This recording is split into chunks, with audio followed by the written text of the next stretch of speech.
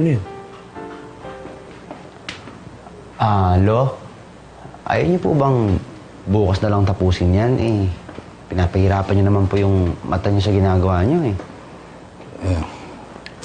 Gusto ko nang tapusin ito, Peter. Kasi baka magbago pa isip ko Lo, ano po ba yan? Sulat ito para sa mga balyeho. Pagkasunduan kasi namin ng lola nyo na hindi nalalabanan ang petition for guardianship nila kay Tinay.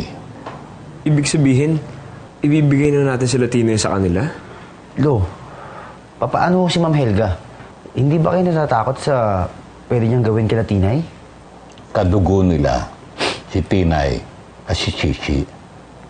Tayo ang ayaw nila kasi di naman nila tayo kaano-ano.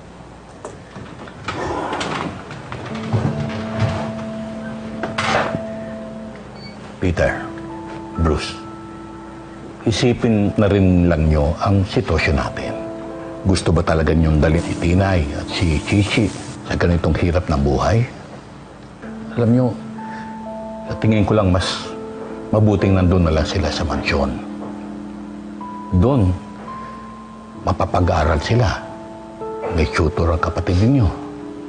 At may ibibigay ni Don Miguel ang lahat ng pangangailangan nila. Higit sa kaya natin. At saka, sa tingin ko, maproprotektahan ni Don Miguel si Tinay mula kay Helga. Sa dami ng mga bantay ng kapatid niyo doon, sigurado kung wala nang makakalusot para manakit pa sa kanya. Pero siyempre, lagi natin sila ipagdadasal. Yun na lang naman kasi ang pwede natin gawin para sa kanila ngayon.